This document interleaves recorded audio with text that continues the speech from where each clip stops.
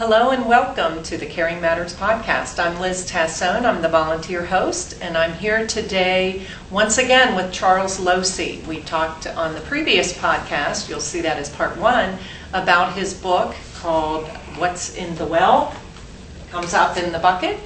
And we're also going to talk to Charles today about what he does as the owner of a company called Mature Strategies. So, welcome, Charles. Thank you, Liz. Good to be here. Thank you. And first, let's begin with what is Mature Strategies and how you got into that. Okay. Mature Strategies is a company that I own, and it sort of signifies what I do. I work with mature people about dealing with mature matters. Okay. And I got into this business actually right out of college. It's the only thing I've ever done. And but in the last 15 years, I started working with families that had children with disabilities. That would be Down syndrome and autism, cerebral palsy, Fragile X syndrome. I mean, the list goes on. And as a result of that, I had to work exclusively with attorneys, because when you work with this population, there are certain financial things that we need to do that are just done right, and you always have to have a legal counsel to help make sure that all the proper safeguards are built around this individual. And then the parents have to do certain financial planning, and then the two plans have to come together. So then the same group of attorneys that had been guiding me and working me in the special needs community approached me about working in the senior community. And that would include things like Medicare, Medicaid issues, and caregiving issues, things of that nature. Because they came to me and said, basically, you know all these rules and regulations as they apply to people with disabilities on this end. The same rules and regulation applies to people with disabilities on this end. So now I find myself working with children that have parents with disability issues, and it could be, again, dementia, Alzheimer's, Parkinson's disease, just any number of conditions that they're dealing with. And when you find yourself in this position, what you try to do is mix and match what they currently have and what the government provides for the best quality of life going forward.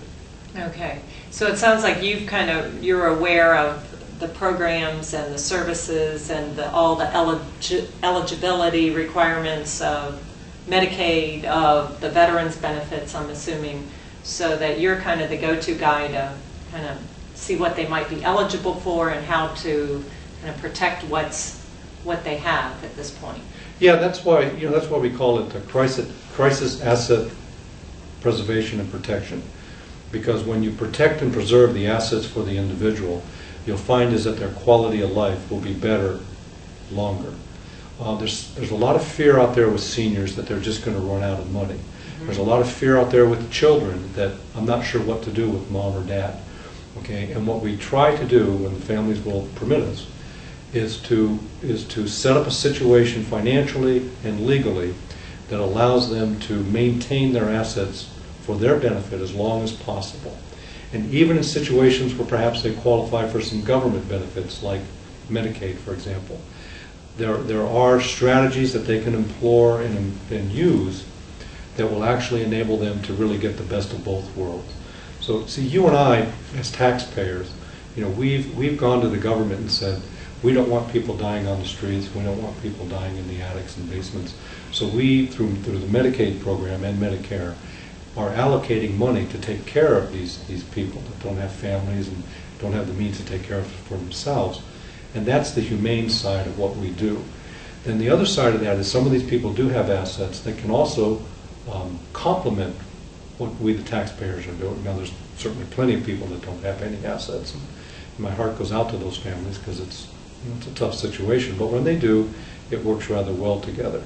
So some people qualify for veterans benefits, and sometimes those benefits are really pretty cool, because what they end up doing is providing additional tax-free income to the individual, and that income can only be used to pay for additional health-related services, whether that's therapy, whether that's having somebody to come into your house and help you clean, or whether there's some hygiene issues that need to be done, or whether it's people that just need help getting from part A of the house to part B in the house.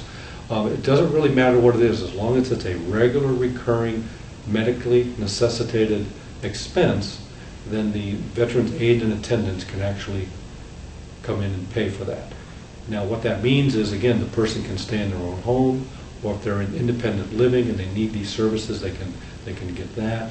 It just means that their quality of life actually is improved. Okay, and so once they qualify for it, unless they become disqualified for a variety of reasons which I won't get into, but it really pays for the rest of their life. It's a great benefit.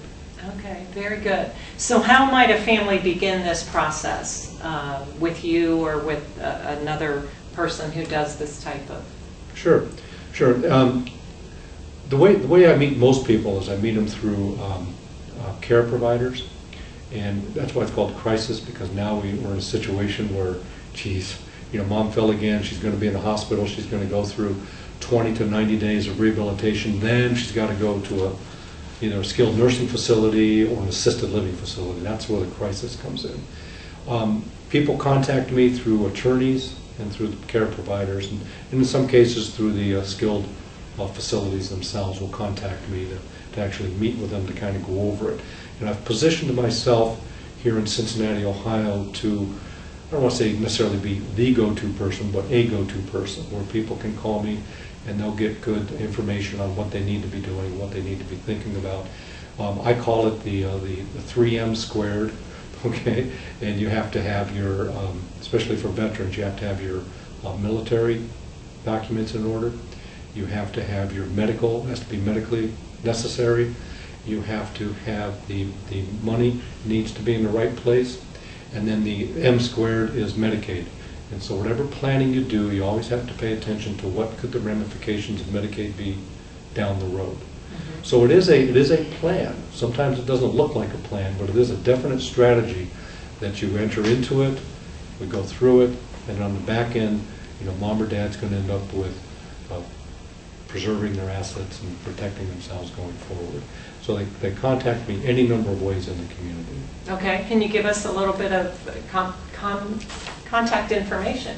Sure. Okay, yeah, watch easy this for video. me to say. Yeah, easy for you to say, yeah. Really, I have a toll-free number, which is 1-888-214-3878, because I work all this entire region of Ohio and Kentucky. And then here in Cincinnati, Ohio, it's area code 513-509-0527. Okay. Okay, those are the contacts. And if I'm listening from another part of the country, what might I Google search or whatever to find a person like you? Yeah, that's a great question, Liz, because I'm not the only one that does this. What you would want to do is kind of build a team around your situation or your mom or dad's situations or your child's situation. And you could go to Yahoo or Google and type in like elder law attorney, Medicaid planning, Veterans Aid and Attendance planning, just any number of those things, and start to look and see who in your area pops up. Then do some due diligence, do some interviewing of these people. It doesn't have to be in person, but it should be on the phone at least. Okay, or if mom or dad's already going to a facility, ask the administrator there, who do you know that does these type of services?